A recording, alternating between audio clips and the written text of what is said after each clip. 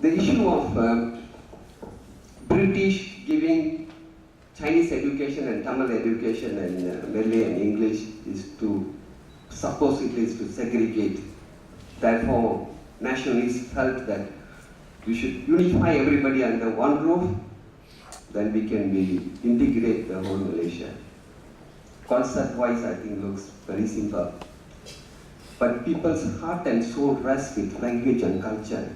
How can you give that and expect you to come and live together? That's going to be difficult. That's why I think Saudara Khalid took so much of trouble in pushing the thing that nationalism cannot on itself exist if you ignore language and culture. Very strong point. I think this is the root. But again, the nation state concept by nationalists, well-meaning, even sometimes we do hear some of the left people come here, they still say that you cannot talk about, divisiveness using language, we have to unify. No, I think the global trend has changed. And for the first time I felt so elated and excited when I read this book, and I realized that this guy is fantastic for that.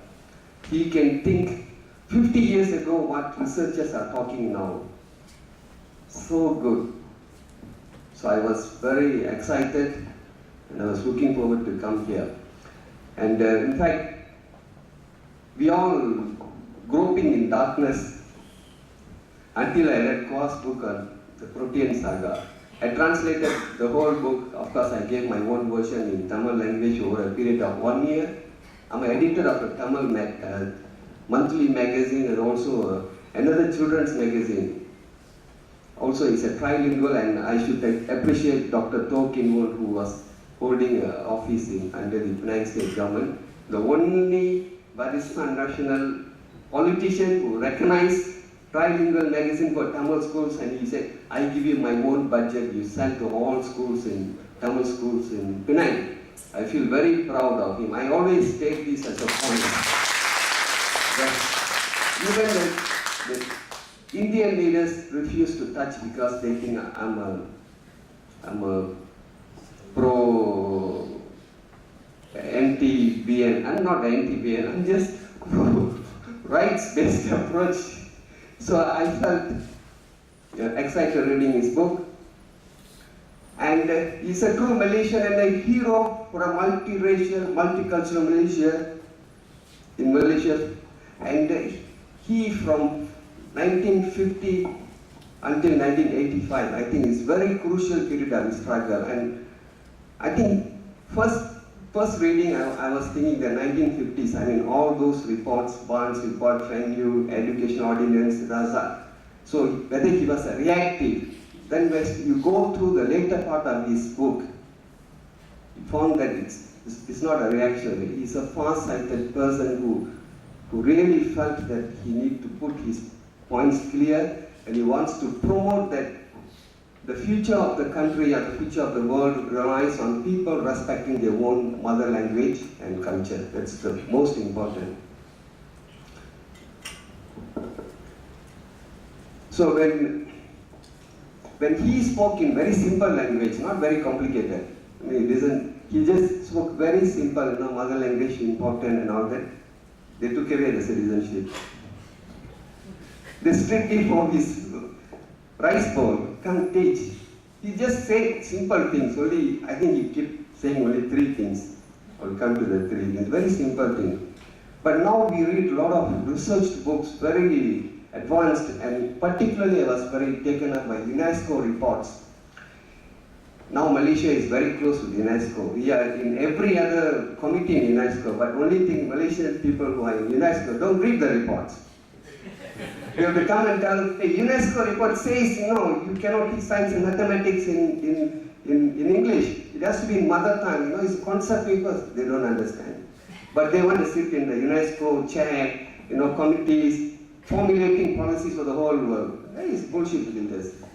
I don't know. It's very simple. You take UNESCO papers, it just says this thing. So I just wanted to highlight some of the points in the UNESCO papers so that I don't lose my memory. So I have to keep highlighting. In all my papers, I have to do that. So in 1997, that is almost 47 years after Lim Lian Geok has stated the relevance, this paper says, this is one of the conclusive papers carried out under the World Bank in 1997.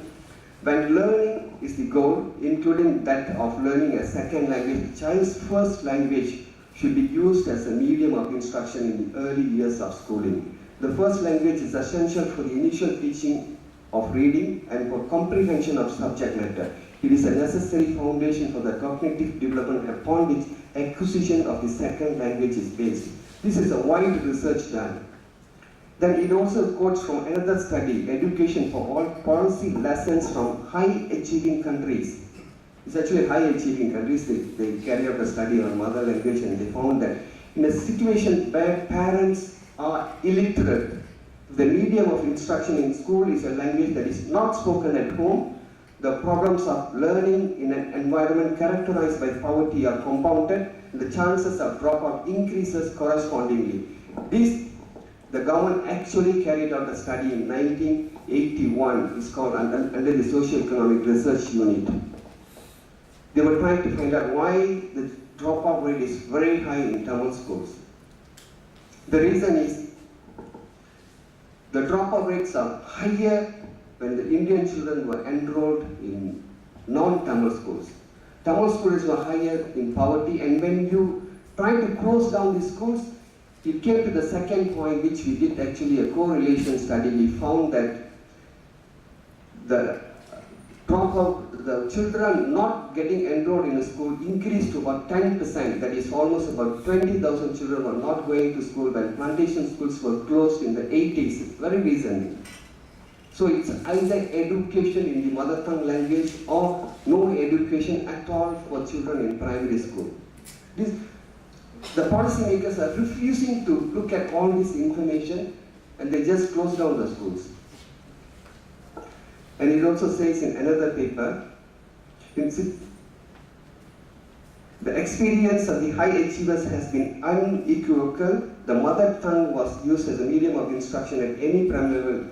In all cases, there is much research which shows that students learn to read more quickly when taught in their mother tongue. So these are issues which we continue to highlight. Second, the students who have learned to read in their mother tongue learn to read in second language more quickly than do those who are first taught to read in second language. Third, in terms of academic learning skills as well, students taught to read in their mother tongue acquire such skills more quickly. So these are like so simple. If poverty communities teach them in their mother tongue, they should be able to acquire the skills rapidly. Don't try to put them and say nationalize the schools and then close down the schools.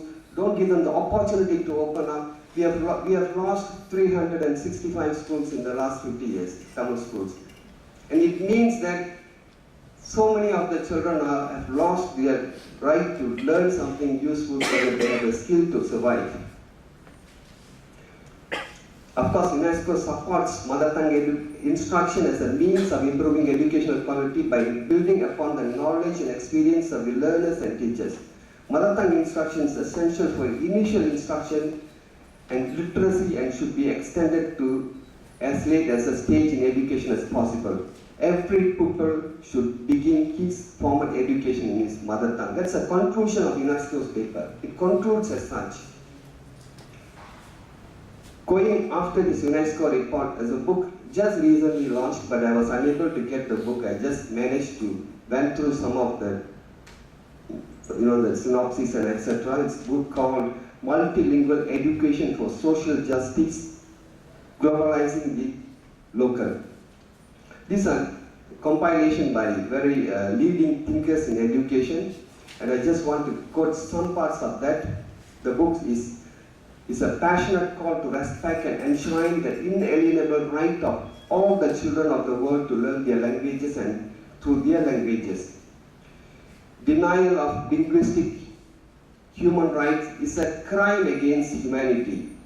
The book is also a powerful indictment of the sinister privileging of language like English that are marginalizing and decimating humanity's rich language resources.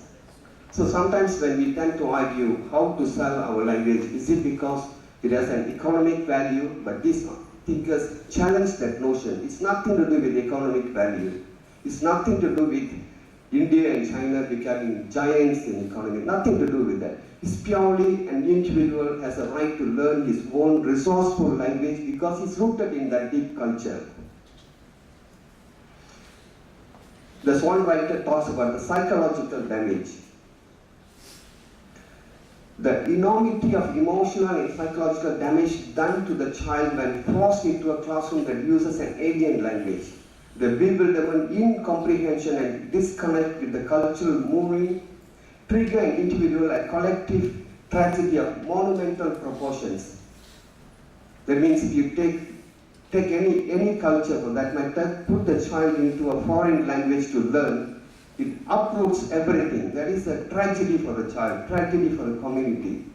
In a true multilingual system, mother tongues and languages of regional, national, and wider communication can have their legitimate place. They should have the legitimate place. I mean, these are the arguments of very late.